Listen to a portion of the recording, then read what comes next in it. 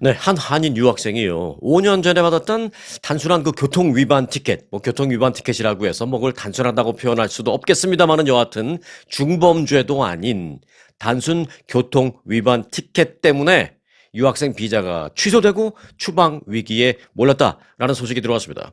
이민법 전문 동부 지역에 계시는 분들은 아마 많이 아실 거예요. 그 전종준 변호사에 따르면 지금 현재 20대 중반의 한인 유학생 K씨는 지난 8일 이민 단속국으로부터 여권에 있는 학생 비자와 입학 허가서가 취소됐다.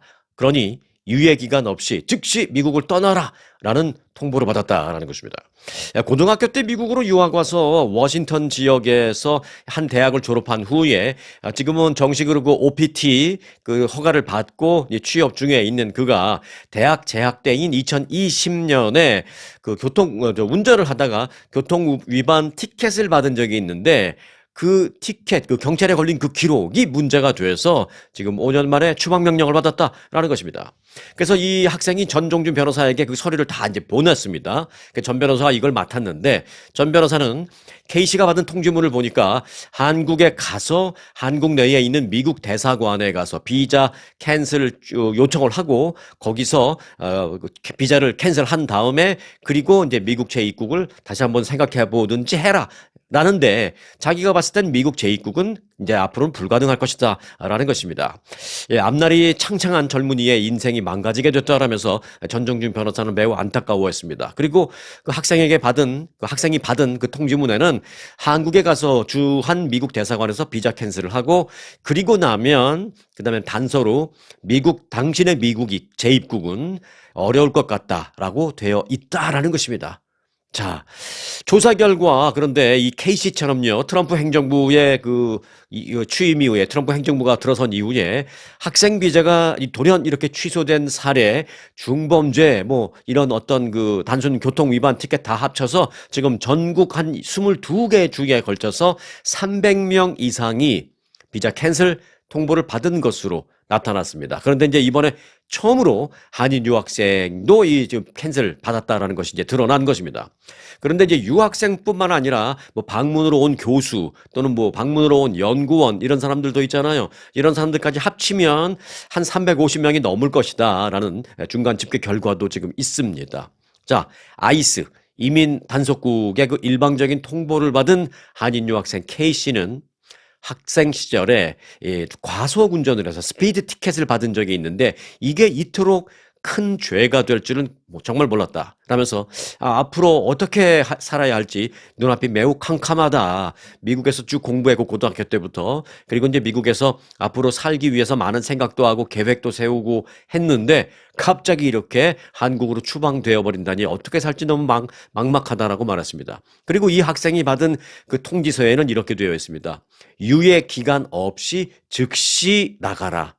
이렇게 되어 있습니다. 무슨 준비할 수 있는 어떤 그런 시간도 주지 않겠다라는 것입니다. 이제 뭐 며칠 내로 바로 추방되는 그런 셈이죠. 자, 전정준 변호사는 이제는 학생 비자 신분까지 취소하는 그런 초강경 반이민 정책이 제대로 펼쳐지고 있는 것 같다라면서 우려스러운 마음을 표현했습니다.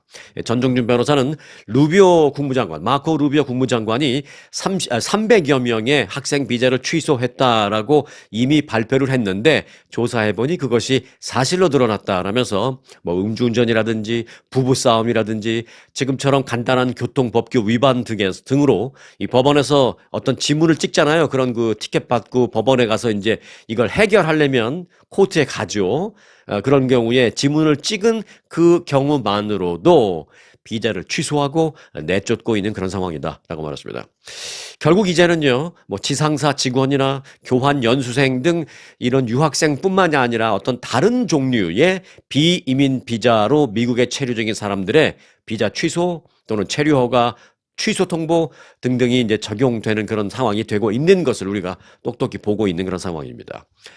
자, 그런가 하면 트럼프 행정부가 올해 안으로 100만 명의 이민자를 추방하겠다라는 목표를 마련했다라는 보도가 나왔습니다.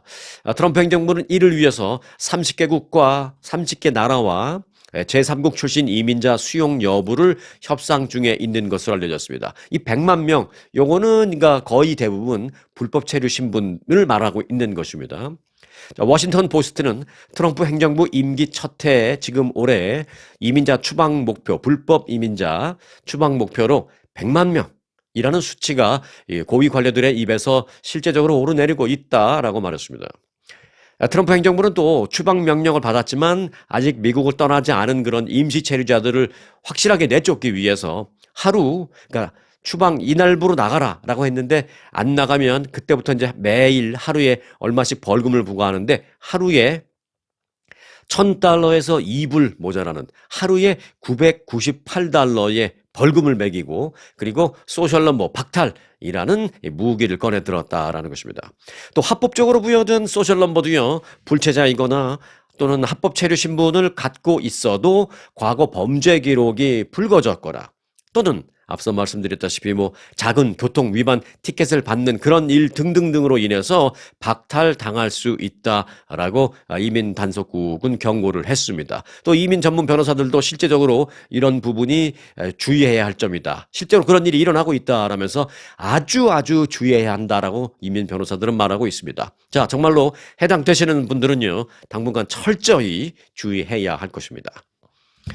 네, 연방대법원이 트럼프 행정부가 합법적인 지위를 가진 이민자를 실수로 추방한 사례가 있었잖아요. 제가 한 2, 3주 전에 보도해드린 것으로 기억하는데 그래서 그 실수로 추방시킨 그 사람에 대해서 다시 미국으로 데려와야 한다, 귀환시켜야 한다라고 연방대법원이 땅땅땅 판결을 내렸거든요. 그런데 그렇게 판결을 내렸음에도 불구하고 미국 현 정부는 데려올 생각 안 하고 있는데요. 더욱 흥미로운 것은 그 사람이 지금 가서 추방되어 있는 것이 엘살바도르인데요.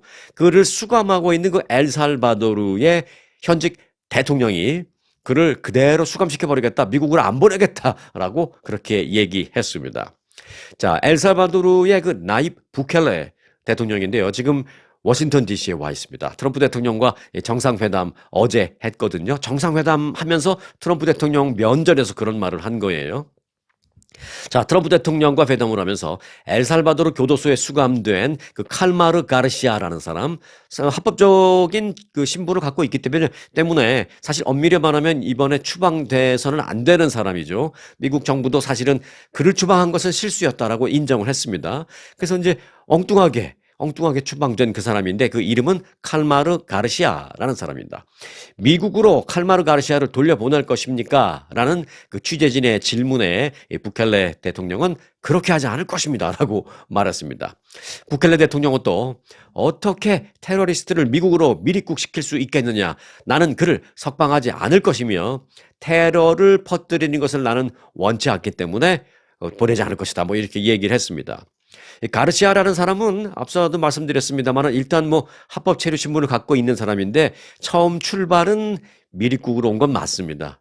10대 때 나이에 미국으로 불법 입국했습니다만 그 이후에 그 나라의 어려움 여러 가지 이유를 내세워서 망명 요건을 인정받아서 합법적인 체류 신분을 취득한 사람입니다. 출발이 불법 입국인 건 맞습니다만은 어찌됐든 그때 대통령이 누구였든 간에 일단 그 사람 입장에서 본다면 미국 정부로부터 합법적인 체류 신분을 받은 건 또 맞거든요. 그럼에도 불구하고 이제 이번에 추방됐고 또 다시 올 수도 없는 그런 상황이 된 것입니다. 현 정부는 지난달 베네수엘라 범죄 조직원 300여 명을 추방한다라고 하면서 그도 거기에 넣어서 추방을 시켰습니다. 자, 이와 관련해서 가르시아의 모국인 엘살바도르의 그 부켈레 대통령은 트럼프 대통령 면전에서 미국 법원의 판결을 따르지 않겠다라고 그렇게 얘기한 건데, 예를 들어서 우리 미국의 대통령 입장에서는 미국의 법원 판결을 따르지 않겠다라고 말하면 기분 나빠야 될 거 아니에요. 그런데 트럼프 대통령은 화를 내기를커녕 환한 미소를 지었습니다. 네, 만족스러운 듯한 표정으로 부켈레 대통령의 답변을 들은 트럼프 대통령은 되레 부켈레 대통령에게 그 사람을 미국으로 보낼 것입니까? 라고 질문한 그 기자를 손가락질하면서 저런 사람들은 범죄자와 함께 살고 싶어 하는 그런 사람들이다. 어디 좀 아픈 사람 아닙니까?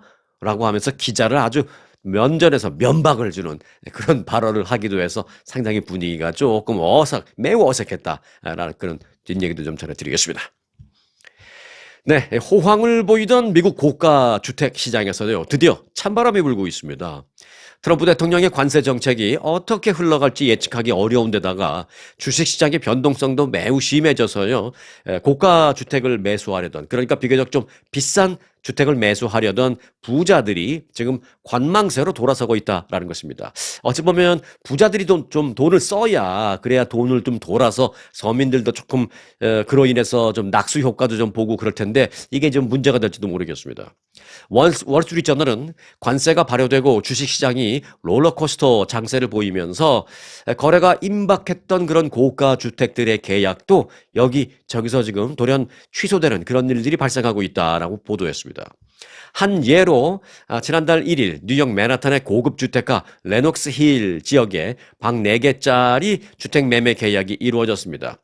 뉴욕 고급 주택가에서 방 그것도 2개도 아니고 4개짜리면은 뭐 어마어마하게 비싸죠. 1,000만 불이 넘을 겁니다. 네. 이 매물은 실제로 부동산 시장에 1년 넘게 그 리스팅에 나왔다가 다시 빼서 들어갔다가 또 나왔다가 들어갔다를 반복하다가 결국은 이번에 1,025만 달러에 판매하기로 계약됐습니다. 제 생각엔 이렇습니다. 바이어는 아마 한 950만 불 주겠다라고 했고, 셀러는 난 그래도 내가 이게 산 게 얼만데 1,000만 달러 이상은 받아야지 내가 자존심 상해서 그렇게는 못 팔아 뭐 어쩌고 하다가 이제 1,000만 달러라는 그 숫자를 살짝 넘겨주는 조건으로 한 1,025만 달러. 1,000만 달러짜리 집을 사고 팔고 하는 사람은 그 사람들에게 25만 달러 정도면은 어찌 보면 좀 짜투리 숫자라고에 불과하잖아요. 그래서 이제 1,000만 달러는 좀 넘겨주는 것으로 1,025만 달러로 이제 팔기로 결정이 된 것 같습니다.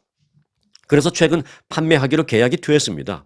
그런데 트럼프발 무역 전쟁이 시작되면서 지난달 13일 계약이 돌연 취소된 그런 케이스가 있습니다. 이 바이어가 보유 주식이 25% 폭락을 했답니다. 그 집을 살려고 했던 바이어가. 그래서 자기 주식이 25% 폭락하니까 충격을 받아가지고 난 매수 의사를 철회하겠다라고 밝힌 것입니다. 담당 에이전트는 트럼프 때문에 이렇게 됐다라면서 아주 불만을 토로했다라고 합니다. 미국의 그 고가 부동산 시장은요, 코로나 팬데믹 이후에 주식 등 자산 가치 상승에 힘입어서 몇 년간 화랑을 보였었습니다. 뭐, 한 작년까지만 해도 그랬어요. 뉴욕, LA를 비롯해서 뭐 플로리다주 팜비치, 또 콜로라도주 아스펜 같은 그 소위 부유층 거주지에서는 금리 상승과 관계없이 부동산 가격이 급등했습니다. 실제로 최근 그 부동산 에이전트가 아니죠. 부동산 그 집계 사이트 그리고 거래 사이트 유명한 게 이제 몇 개 있죠. 질로우라고 있고 또 레드핀 있고 뭐 리얼터.com 등이 있는데 그 중에 하나 이제 레드핀 집계에 따르면 판매 가격 기준 상위 5%의 미국 고가 주택 중간 가격은 지난해 2분기에 8.8%가 올라서 일반 주택 상승률은 한 4%였는데 그 2배 이상으로 가격이 상승한 것으로 나타났습니다. 에이전트들은 월가의 보너스가 많았기 때문에 앞으로도 고가 주택이 호황을 보일 것이다 라고 작년 말까지만 해도 그렇게 예상을 했었습니다. 하지만 요즘은 글로벌 경제가 불확실해지면서 구매자들이 지금 거래를 취소하는 일이 여기저기서 속출하고 있다라는 것입니다.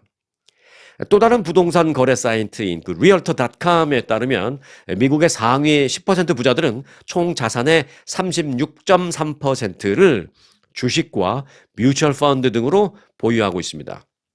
자, 이게 이제 우리 한인들과는 조금 다르죠. 한인들은 이제 자신의 재산을 분류를 해보면 포트폴리오, 그렇죠. 포트폴리오에 보면 이제 부동산 포션이 아무래도 제일 많죠. 그런데 이제 미국 사람들은 아닌 경우도 많습니다. 주식 쪽으로 포션이 많은 경우가 많습니다. 그래서 상위 부자층으로 갈수록 사실은 주식 쪽의 포트폴리오 포션이 많습니다. 그래서 부자들일 경우 상위 10% 부자들일 경우 자산의 36.3%는 주식과 뮤추얼 펀드에 들어가 있습니다. 그리고 부동산 자산은 그 중에 주식이나 뮤추얼 펀드의 한 절반 정도밖에 안 되는 18.7%에 불과합니다. 그러니까 주식이나 뮤추얼 펀드의 자산 가격이 막 떨어지면 집을 안 사거나 또는 사더라도 좀 생각보다 싼 집 사거나 뭐 이렇게 되는 것이죠. 부동산의 자산 비중이 주식의 자산 비중과 연동되어 있기 때문에 결국 부동산 시장도 주가가 하락하면 영향을 받을 수밖에 없는 그런 구조다라는 것입니다. 이게 이제 부유층으로 가면 갈수록 더하다. 라는 것입니다. 중산층은 사실은 주식에 투자할 여력도 없고, 하지만 열심히 돈을 모아서 집은 꼭 사죠. 그러니까 이제 어떻게 뭐 주식이 뭐 떨어지든 말든 나는 어차피 주식에 투자한 돈이 그렇게 많지 않으니까 내가 집을 사기 위해서 마련해 놓은 돈은 그대로 있으니까 이제 집을 살 수 있는데, 부자들의 경우에는 주식에 투자한 돈이 더 많으니까 이런 일들이 발생하는 것입니다. 트럼프 관세로 지난 3일과 4일 이틀 동안에 주식시장에서는 시가총액 6조 6천억 달러가 사라지지 않았습니까? 뭐 거의 지난 한 달 동안에 주식 거의 40몇 퍼센트가 떨어졌습니다. 반토막 났습니다. 예. 저도 생각하고 싶지 않습니다만. 그래서 그 주식시장의 타격으로 인해서 부동산 시장도 지금 타격을 받고 있다. 전체적으로 그런 얘기입니다. 자, 이후에 그리고 지난 9일 트럼프 대통령이 상호 관세를 90일간 유예한다라고 또 갑자기 발표하면서 주식시장은 조금 반등했습니다마는, 그럼에도 불구하고 고가 부동산 시장에는 아직은 영향을 주지 못하고 있는 그런 상황입니다. 자, 또 다른 예를 좀 들어볼까요? LA 인근 부촌입니다. 벨에어. LA 인근의 부천 하면 이제 모두들 베버리 힐스를 누구나 생각하게 됩니다만은, 사실 베버리 힐스는 세계적으로 알려져 있는 그런 부촌이긴 합니다만은, 사실은 숨어져 있는, 그것보다 더 부천인 사실은 벨에어라는 곳입니다. 자, 벨에어에는 6,500만 달러짜리 6,500만 달러짜리 이 저택 거래가 잔금을 치르기 직전까지 갔다가 또 무산된 케이스도 있습니다. 계약서와 계약금을 에스크로 회사에 맡기는 단계까지 갔습니다만은, 상호 관세가 발효되는 날, 바로 그날 계약이 캔슬되었습니다. 또한 플로리다주 마이애미에서는요, 4,200만 달러짜리 집을 중개하려다가 무산된 그 부동산 에이전트가 있는데요. 줄리언 존스턴이라는 에이전트는 내 퇴직연금도 이번 주에 큰 타격을 받았다. 주식시장 이제 폭락으로 인해서. 그래서 나도 굉장히 기분 나빠갖고 있는데 나가서 돈을 쓰고 싶겠느냐라고 말하면서 주택 구매를 취소하는 그 바이어들의 마음, 내가 에이전트, 그 사람이 취소해서 내가 벌 수 있는 돈 못 벌지만 나도 그 사람 마음 이해한다. 나도 정말 미쳐버리겠다. 막 이렇게 얘기를 한 그런 에이전트도 있었습니다. 자, 그런데 여기서 뉴스를 들으시면서 조금 어떤 의아한, 궁금한 점 혹시 없으셨나요? 네. 집을 사겠다라고 계약서에 사인까지 해놓고도 막판에 그렇게 취소해도 되는 건가? 취소할 수 있는 건가?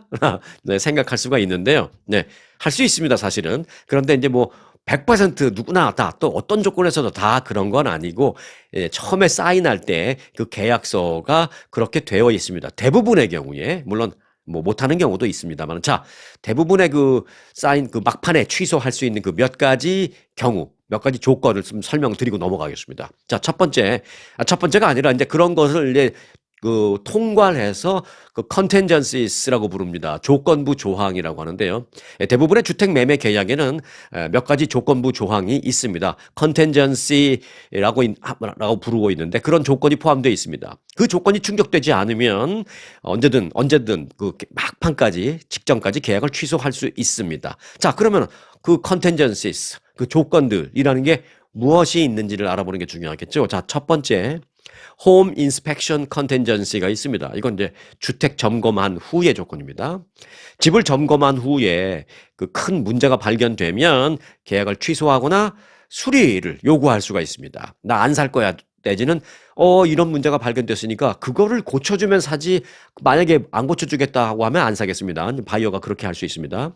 물론 이제 앞서 말씀드렸던 그들 경우 조건과는 조금 다릅니다만은, 사실은 전반적으로 보면 이 경우가 가장 흔합니다. 자, 그리고 두 번째 컨텐전시 조건, 파이낸싱 컨텐전시입니다. 이건 이제 융자 조건이라고 할 수 있는데요. 모기지 융자를 내가 받지 못할 경우에 집을 살려고 하는 바이어가 계약을 무효로 만들 수 있습니다. 이건 이제 사전에 계약서 사인할 때 그런 조건들이 대부분 들어 있습니다. 이 바이어 측의 에이전트가 뭐 바보가 아니라면 그런 조건을 다 넣어 놓습니다.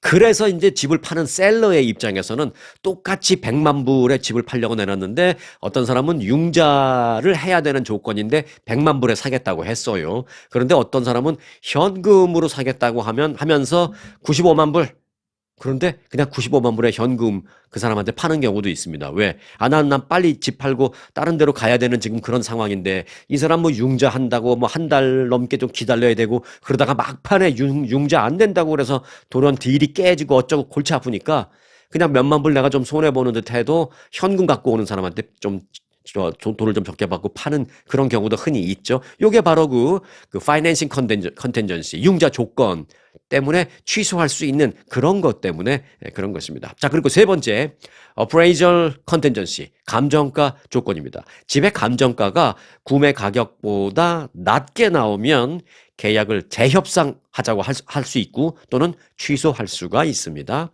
자, 그리고 마지막으로 HOA Document Review라는 것도 있습니다. HOA, 뭐 콘도나 타운하우스 같은 것은 이제 HOA가 있잖아요. 그 HOA 다큐멘트를 쭉 리뷰해보고 아, 이런 조건의 그 HOA 조건들이 많이 있다면 나는 뭐 여기서 살고 싶지 않습니다라고 후에 그 HOA 다큐멘트를 리뷰해보고 캔슬할 수가 있습니다. 아, 리뷰한다는 얘기 하니까 좀 생각이 나는데요. 한 가지가 더 있습니다. 그건 뭐냐면 attorney review period라고 있습니다. 변호사 검토 기간 뭐 이렇게 번역할 수 있나요? 이거는 이제 전국에 지금 다 해당되는 건 아닙니다. 물론 제가 앞서 말씀드린 한 네 가지 컨텐전시도 모든 주가 다 똑같진 않아요. 주마다 조금 다르긴 하지만 앞서 말씀드린 네 가지 조건은 웬만한 주들은 다 해당될 겁니다. 근데 지금 말씀드리는 어토니 리뷰 피리어드는 뭐 거의 없고요. 이제 뉴욕이나 이런 동부 쪽에는 좀 있습니다. 뉴욕, 뉴저지 같은 일부 주에 이제 많이 있는 조건들인데 계약 후에 변호사가 서류 검토를 위한 며칠간의 기간을 갖겠다라고 합니다. 그래서 그 기간 동안은 큰 이유 없이도 계약을 철회할 수 있는 그런 조건도 있습니다. 자, 혹 뉴스 들으시다가 그렇게 뭐 계약금 고가 주택 계약금 뭐 내고 사인까지 했는데 막판에 이걸 취소할 수도 있는 거야? 뭐 이렇게 생각하실까 봐 궁금한 점은 살짝 좀 부연 설명드리고 넘어가겠습니다. 참고가 되셨다면 좋겠습니다. 네, 캘리포니아주 의회가 대학생들이 겪고 있는 그 주택 위기를 해결하기 위해서 대학 캠퍼스 내에 차량을 파킹해놓고 밤새 파킹해놓고 거기에 살 수 있는 소위 차량 노숙 허용 방안을 지금 추진하고 있습니다. 민주당 소속의 코리 잭슨 캘리포니아 주 하원의원은 캘리포니아 주립대학과 또 커뮤니티 칼리지 소속 학생들이 캠퍼스 내 주차장에서 머물 수 있도록 야간 주차 프로그램을 계획하도록 하는 법안을 지금 제출했습니다. 캘리포니아 대학생들이 겪는 그 주택 문제가 매우 심각하기 때문입니다.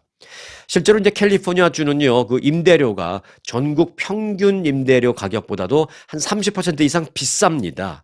그러니 학생들은 너무나 힘든 거죠.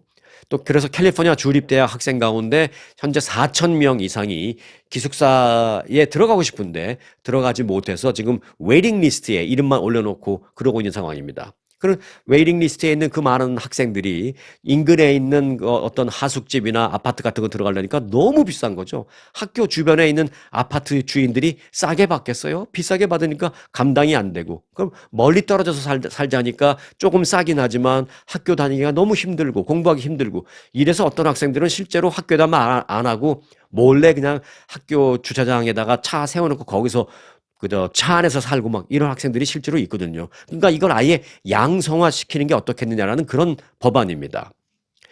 실제 해당 법안을 시행하고 해당 법안이 만들어지기 전에 그런 비슷한 아이디어를 갖고 그런 프로그램을 시범적으로 시행한 학교가 있습니다. 남가주에 있는 롱비치 커뮤니티 칼리지에서 있었는데요. 비교적 성과가 있었다라는 분석입니다. 당초에 학생 기숙사를 제공하지 않는 이 롱비치 커뮤니티 칼리지는 학생들 70여 명이 주차장에서 파킹을 해놓고 차 안에서 지낼 수 있도록 했습니다. 실제로 그런 학생들이 많이 있다는 것을 알고요. 그래서 2021년부터 야간 주차 시범 프로그램을 가동했는데 학교는 연 한 20만 달러의 예산도 투입했고요. 그래서 뭘 도와줬느냐 학교가. 학생들이 주차장에서 차를 파킹해놓고 그 안에서 살 수 있게 거주를 하면서 또 화장실을 사용할 수 있게 화장실 시설을 좀 리모델링해서 만들어줬고 좀 더 많이 만들어줬고 또 샤워실도 만들어줬고요. 그리고 무선 인터넷, 공용 무선 인터넷 와이파이도 학생들이 좀 쓸 수 있도록 중간에 와이파이도 좀 막 라우러 같은 거 많이 해놔서 그 파킹장에서 좀 이용할 수 있게 그렇게 $200,000 들여서 이 학교가 했는데 아주 반응이 좋았습니다. 그와 관련해서 그 마이클 무니오스 롱비치 칼리지 총장은요, 나도 대학 다닐 때 주거 불안정 때문에 너무 힘든 그런 경험이 있었다라면서 일부 캠퍼스 관계자들은 주차장을 개방하면 나쁜 일이 발생할까 봐 걱정하지만 우리 학교에서 시범적으로 시행해 본 결과 그런 일은 벌어지지 않았다라고 강조했습니다. 물론 뭐 패트롤이나 이런 뭐 보안 강화도 또 시큐리티 강화도 물론 해야 되겠죠. $200,000 안에 그런 것도 포함이 돼 있겠죠. 자, 그럼에도 불구하고 이 법안의 그 최종 통과 가능성은 미지수입니다. 아니, 미지수라기보다는 제가 볼 땐 그렇게 높지는 않다라고 봅니다. 지난 몇 년 동안 유사한 법안이 뭐 몇 차례 제출된 적이 있었습니다만은 상임위원회 과정에서 계류되고 계속 올라가지 못했던 그런 적이 있습니다. 또 캘리포니아 주립대학과 주요 칼리지들이 그 자금 부족 등을 이유로 반대하고 있는 그런 상황입니다. 이 법안을 발의한 잭슨 의원은 우리는 주택 위기에 처해 있다라며 모든 기관이 이 문제를 해결하기 위해서 각자의 역할을 좀 다해야 한다라고 이제 그렇게 호소하고 있는 상황입니다. 자, 이 법안의 최종 통과 여부와는 별개로요, 지금 많은 그 대학생들이 숙식을 해결할 주거 공간을 갖지 못해서 얼마나 어려움을 겪고 있는지를 알 수 있는 그런 뉴스였기 때문에 여러분들에게 좀 전해드렸습니다. 네, 테슬라 매장과 공화당 지역사무소에 불을 지른 혐의로 40대 당국에 체포돼서 기소됐습니다. 연방법무부는 뉴멕시코주 앨버커키에 거주하는 올해 40살의 제이미슨 와그너를 테슬라 매장과 공화당 뉴멕시코 본부의 사무실의 그 방화 사건의 용의자로 체포해서 기소했다라고 밝혔습니다. 와그너는 지난 2월 9일 새벽에 테슬라 앨버커키 매장에 불을 질러서 차량 2대를 태우고 또 지난달 30일 새벽에는 공화당 뉴멕시코 사무실의 방화를 시도해서 정문과 또 입구 부분을 크게 훼손한 그런 혐의를 받고 있습니다. 수사관들은 두 사건 현장에서 같은 글자가 쓰인 유리병을 발견해서 조사를 벌였고 그런 추적 조사 결과 또 현장 일대 그 감시 카메라에 찍힌 영상 등등을 통해서 수사를 벌인 결과 용의자를 와그너로 특정한 뒤에 그의 집을 수색해서 범행에 쓰였던 인화성 물질과 똑같은 그런 종류의 유리병 등 여러 가지 증거 물질을 찾아냈고 그를 결국은 그래서 이제 체포하고 기소까지 할 수 있게 되었습니다. 와그너는 방화에 의한 재물 손괴 등 2가지 혐의로 기소가 되어 있거든요.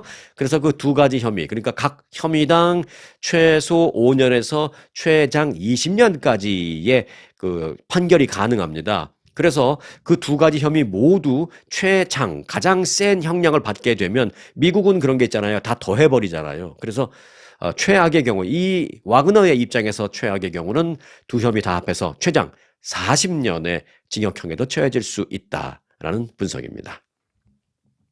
자, 그런데 이제 사실 이 테슬라에 대한 공격이 계속되자 연방정부 차원에서 그리고 심지어는 트럼프 대통령까지도 굉장히 이 부분을 신경을 많이 썼어요. 그래서 팸 본디 법무부 장관은 정치적 폭력의 물결에 동참하는 사람들에게 이 사건이 마지막 교훈이 되기를 바란다라면서 우리는 당신을 체포하고 기소할 것이며, 그러니까 누구든지 테슬라 매장을 뭐 불을 지르거나 이런 그런 사람들을 당신을 체포하고 기소할 것이며 또 형량 협상을 하지 않겠다라고 말을 한 바 있습니다. 그래서 이번에 그 체포한 와그너에게도 형량 협상 없다. 끝까지 재판에 가서 검찰 측의 입장에서 최고 형량을 받도록 노력하겠다. 이렇게 얘기를 했습니다. 테슬라는 그 일론 머스크 CEO가 트럼프 행정부의 연방기관 축소와 또 해고 등등을 주도하는 그 정부 효율부를 이끌면서 최근에 몇 달 동안 정치적인 공격의 표적이 됐다라는 건 뭐 여러분들도 잘 알고 계시죠? 그런데 그 이후에 그 테슬라 시설과 테슬라 차량을 대상으로 한 방화, 또 무슨 총격 사건 등등이 잇따르자 트럼프 대통령은 지난달 이런 말을 했습니다. 테슬라에 무슨 짓을 하면 반드시 지옥 같은 상황을 겪게 만들어주겠다라면서 테슬라에 대한 공격에 대한 강경 대응 방침을 대통령 차원에서 밝힌 바 있습니다. 그러자 이제 그 후에 캐시 파텔 FBI 국장이 곧바로 이런 말을 했습니다. 이번에 체포했다라고 밝히면서 자, 이번에 체포한 와그너는 첫 번째 케이스에 불과하다. 이번 체포는 미 전역의 여러 주에서 테슬라 시설을 표적으로 삼은 사람들을 조사하고 끝까지 책임을 묻기 위한 우리 FBI의 적극적인 노력의 일부분일 뿐이다. 자, 이제 테슬라와 테슬라 시설과 충전소 등에 대한 공격을 우리가 어떻게 대응하는지를 앞으로 보여주겠다라면서 정말 강경 대응 방침을 밝혔습니다. 네, 아마존 창업자 제프 베이조스가 설립한 우주 기업이 있습니다. 일론 머스크가 설립한 우주 기업은 스페이스X죠. 그런데 제프 베이조스가 아마존 창업자 베이조스가 설립한 우주 기업의 이름은 블루 오리진입니다. 자, 블루 오리진의 우주선 뉴 셰퍼드호가 승무원 전원이 여성으로 구성된 비행을 어제 했는데 어제 갔다가 어제 무사히 잘 돌아왔습니다. 블루 오리진의 우주선 뉴 셰퍼드는 어제 텍사스주 웨스트 텍사스에서 발사돼서 약 10분간의 우주 비행을 마치고 지구로 무사히 귀환했습니다.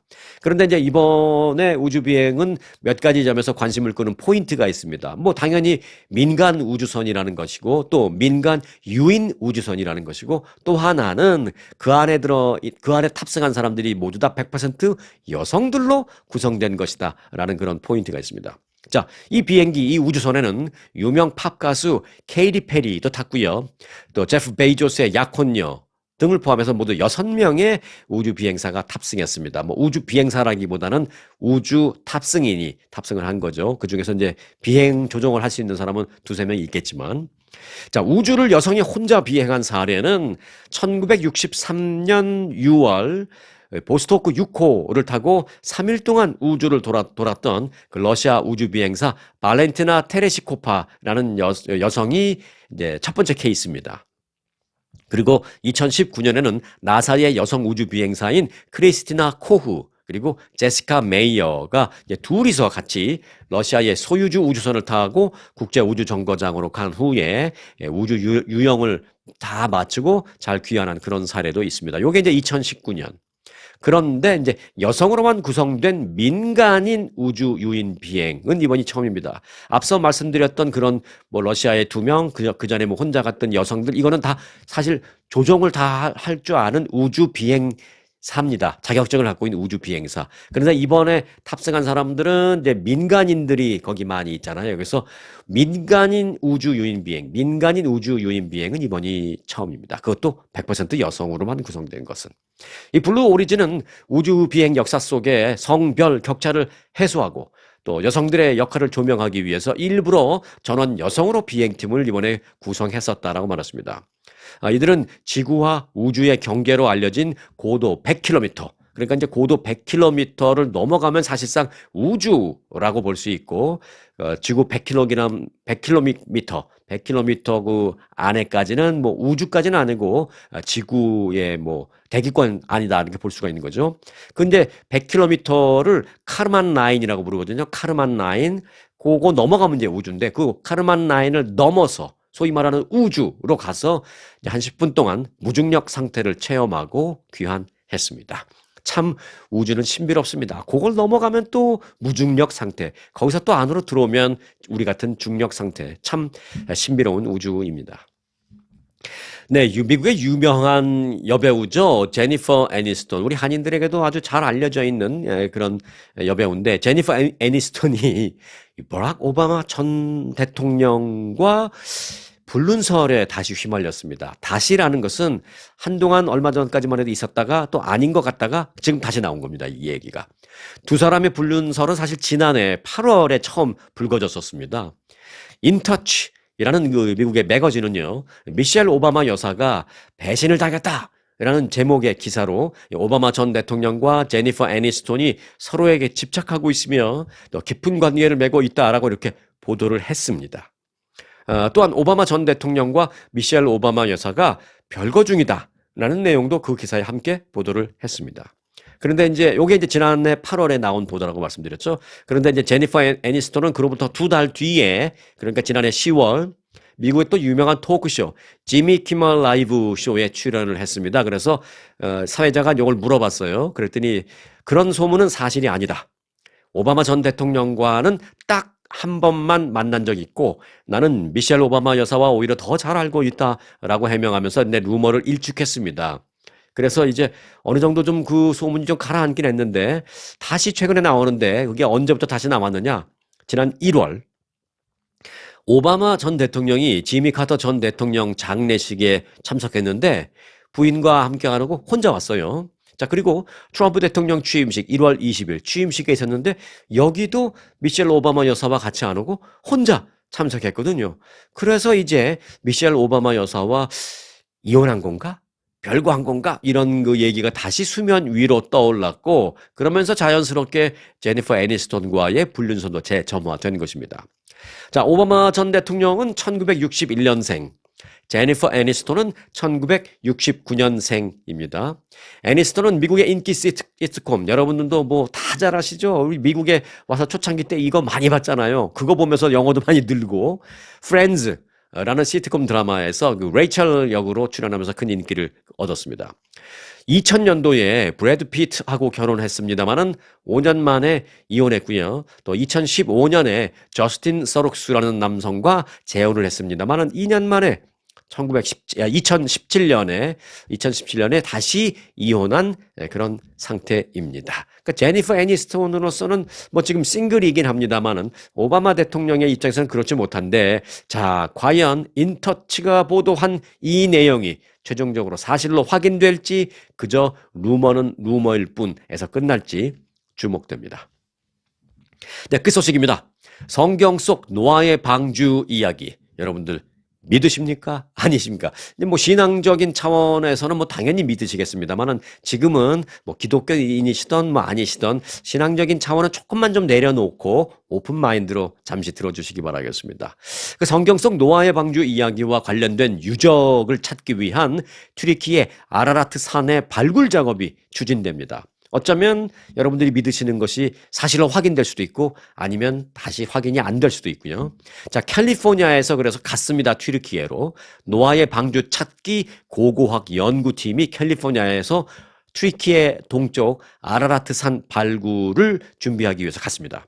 아라라트 산은 휴화산, 이 아라라트 산이라고 제가 말씀드립니다만은 성경을 잘 아시는 분은 이 발음이 매우 익숙할 수도 있습니다. 제가 좀 아라라트 산 이렇게 했지만 성경 쪽에는 아마 아라랏산이라고 나올 겁니다. 한국 성경책에는.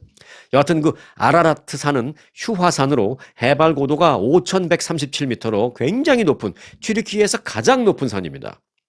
구약 성서 중에 창세기를 보면 노아라는 이름의 600살 된 그 노인이 신의 계시를 듣고 그러니까 하나님의 계시를 듣고 나무로 커다란 방주 큰 배를 만들어서 거기에 동물들과 다 함께 탄 뒤에 얼마 뒤에 닥친 그 대홍수 속에서 그 배 속에서 다행히 이제 살아남았다는 그런 이제 내용이 나오잖아요. 성경에는 150일간 하루도 끊임없이 계속 비가 내려서 대홍수가 있었고 그래서 완전히 이제 인류가 거의 다 이제 초토화됐다라는 그런 얘기죠. 그래서 완전히 이제 홍수가 차서 인류를 싹쓸이했고 그리고 나서 물이 쫙 빠지면서 이 방주가 그 아라랏 산에 딱 걸쳐 서게 됐다라고 적혀져 있습니다. 그때 성경책, 그러니까 한국 성경책에 아라랏 산 이렇게 되어 있습니다. 그런데 이제 흥미로운 것은 이슬람 경전 꾸란에도 똑같은 얘기가 있습니다. 학계와 종교계 일각에서는 그 장소가 튀르키예에 있는 아라라트 산이라고 지금 보고 있는 것입니다. 물론 확인된 것은 아닙니다만은. 그래서 노아의 방주 그 발굴 사업의 결과가 그래서 이제 주목되는 건데요. 자, 노아의 방주가 실제로 존재했는지에 대한 질문은 수천 년 동안에 논의되어 온 그런 주제입니다. 이건 이제 신앙, 또는 뭐 역사 또는 과학이 교차되는 그런 지점이기 때문에 매우 흥미로운 논쟁이 지금 뭐 끊임없이 결론 없이 이어지고 있습니다. 그런데 몇 가지를 좀 함께 정리해 드리고 이 시간을 마칠까 합니다. 자, 첫 번째, 성경 속의 이야기를 알아보겠습니다. 노아의 방주는 말씀드렸다시피 창세기에 나오는데 창세기 6장부터 9장에 걸쳐서 등장합니다. 하나님이 세상을 심판하기 위해서 대홍수를 만들어서 대홍수를 만들겠다. 그렇게 하자. 세상을 심판하기 위해서 홍수를 만들겠다. 이렇게 하자. 의로운 사람, 그 노아를 선택해서 큰 방주를 만들어라. 큰 배를 만들어라. 그러니까 비가 내려도 배 안에 비가 안 들어가니까 어찌 보면 저거 같죠? 그 생각이 들었어요. 옛날에도. 한국에 옛날에 거북선 같은 거, 지붕이 씌워져 있는 그런 배.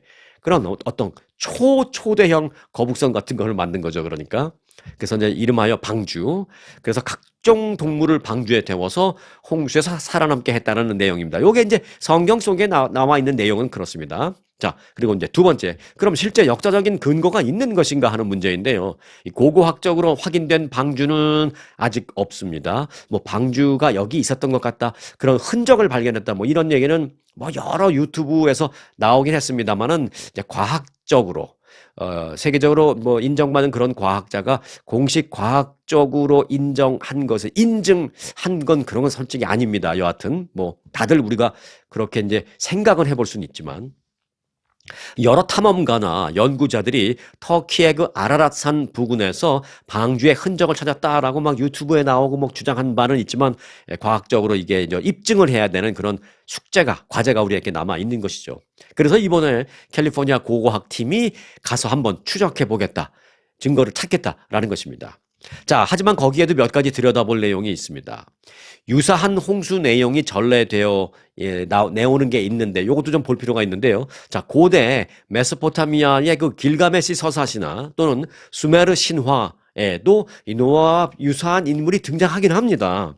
이게 곧 노아의 홍수 자체를 사실로 볼 수 있다라는 그런 게 아니지만 왜냐하면 그 신화 자체도 뭐 역사적 사실은 아니기 때문에 여하튼 실제 대홍수와 비슷한 자연재해가 있었을 가능성은 충분히 있다라고 볼 수 있는 것이죠. 그렇게 막 수만 년 전 오래 전에도 뭐 그게 입소문이든 뭐든 그런 대홍수라는 게 이제 계속 전해져 내려오는 것은 결국 그런 일이 있었을 수도 있으니까 내려져 오는 것 아니냐 뭐 그런 것입니다. 그때 무슨 뭐 문자로 기록된 기록을 우리가 기대할 수는 없는 거니까. 자, 결국은 이런 그 오랜 인류의 그런 경험들이 각 문화권에서 전해져 내려오면서 신화가 되었다라고 생각해 본다면 그 신화의 어떤 일정 부분은 사실에 근거해서 내려온 것이 아니냐. 물론 나중에 내려오면서 과장되고 부풀려진 건 있지만 그 아주 기초적인 부분에서는 사실에 근거한 게 아니냐. 뭐 요런 정도 생각해 볼 수가 있습니다. 그래서 이제 노아의 홍수도 그런 차원에서 생각해 볼 수 있다는 것이고요. 그러면 과학적까지는 아니어도 지질학적으로는 이걸 어떻게 보고 있을까요? 라는 부분도 좀 마지막으로 살펴볼 텐데 전 지구적인 대홍수의 지질학적 증거는요. 현재까지는 발견된 바는 없습니다. 이 과학계에서는 그래서 전 인류적인, 전 세계적인 대홍수, 그야말로 인류를 싹쓸이시킬 만한 그런 성경책에 나오는 그런 정도의 대홍수는 뭐 입증된 바가 없지만 지역적인 대홍수 사건, 예를 들면 메소포타미아 유역의 대범람 사건이죠. 그런 것들이 신화의 기반이 되었을 가능성은 얼마든지 있다. 이렇게 얘기하고 있습니다. 물론 지금까지 말씀드린 것은 특정 신앙을 벗어난 특정 신앙 외적인 부분으로만 제가 말씀드린 것이고요. 신앙적인 입장에서 본다면 뭐 물론 또 다른 얘기겠죠. 그런데 자, 노아의 방주 얘기는 그렇고요. 노아의 방주 얘기를 전해드리다 보니까 이제 제가 좀 자료를 찾고 그러다 보니까 참으로 흥미로운 점은 기독교, 유대교, 이슬람교, 사실 요즘 사이가 좋지 않잖아요. 특히 뭐 이슬람교 같은 것에서는 이슬람을 제외한 반이슬람 다른 종교는 굉장히 적대시하고 또 이슬람교와 유대교도 굉장히 그렇고 사실 또 기독교와 유대교도 사실 사이가 좋지 않다. 그런데 사실 기독교, 유대교, 이슬람교 등이 모두 이 노아의 방주를 실제 사건으로 공통적으로 똑같이 믿고 있다라는 그런 같은 점을 갖고 있다라는 걸 발견할 수 있습니다. 현재는 서로 사이가 좋지 않습니다만은 출발은 그렇다라는 것입니다. 출발점은 그래서 결국 같은 데서 출발했지만 지금 이렇게 벌어지면서 사이가 안 좋아졌다는 것을 다시 한번 느낄 수 있다라는 것입니다. 기독교인들은 더더욱이 그럴 것이고요. 또 비기독교인들도 더더욱이 뭐 그럴지 어떨지 비기독교인들의 마음까지 제가 다 볼 수는 없겠습니다만은 여하튼 기독교인이든 비기독교인이든 이번 그 노아의 발굴 작업 그 증거를 좀 흔적을 찾아보겠다는 과학적 그 발굴 작업의 결과에 상당한 관심을 지금 미국에서도 쏟고 있습니다. 특히 이제 캘리포니아주의 과학자들이 갔기 때문에 더더욱이 그렇습니다. 과연 성경 속 노아의 방주가 현대 과학에 의해서 사실이다, 아니다를 규명해낼 수 있을지 매우 매우 주목됩니다. 네, 결과가 나오면 바로 전해드릴 것을 약속드리면서 오늘 영상은 여기서 마치겠습니다. 행복한 하루 되시기 바라겠습니다.